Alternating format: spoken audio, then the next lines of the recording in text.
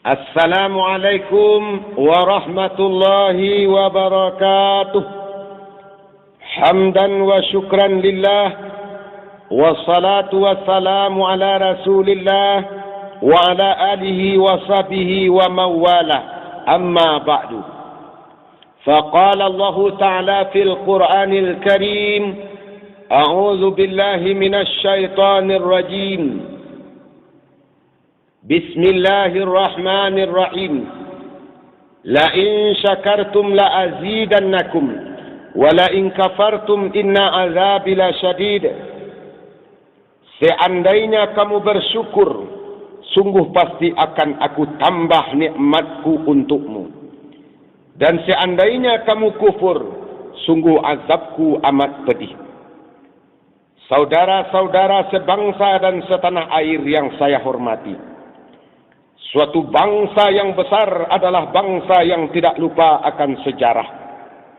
Negara yang maju adalah negara yang penduduknya menghargai perjuangan para pahlawannya. Guru yang terbaik adalah pengalaman. 17 Agustus adalah hari yang sangat bersejarah bagi bangsa Indonesia. Di hari itulah bangsa ini menerima nikmat yang sangat besar dari Allah Subhanahu wa Ta'ala. Karunia yang tidak bisa dinilai dengan apapun. Di hari itu pula lah tangisan, rintihan Allah ganti dengan kebahagiaan dan kegembiraan. Tak lain tak bukan adalah kemerdekaan bangsa ini. Setelah melewati berbagai macam penderitaan dan penindasan dari penjajahan, tidak terhitung nyawa para pahlawan yang korban dalam merebut kemerdekaan bangsa ini. Tumpahan darah, cucuran keringat di bumi pertiwi ini dalam mempertahankan kemerdekaan bangsa ini. Artinya kemerdekaan negara kita ini bukanlah hadiah atau belas kasihan dari negara asing. Oleh sebab itu, kalaupun belum bisa berbuat apa-apa di negara ini, janganlah kita berbuat semena-mena. Kalaupun belum bisa berbuat sesuatu pengorbanan yang berharga, janganlah kita mengambil kesempatan atas nama pribadi dan golongan di negara ini. Kalaupun belum bisa kita membuat roh para pahlawan kita bahagia dan tertawa, setidaknya janganlah kita berbuat roh para pahlawan kita kecewa dan menyumpah. Saudara-saudara sebangsa dan setanah air yang saya hormati, untuk mengisi kemerdekaan ini sebagai implementasi dalam rasa syukur kita kepada Allah dan kepada para pahlawan kita, apa yang sudah kita korbankan untuk bangsa ini, apa yang sudah kita perbuat atas nama bangsa ini, apa yang sudah kita berikan kepada bangsa ini. Kemerdekaan bukanlah bebas berkuasa. Kemerdekaan bukanlah berarti bebas tanpa aturan.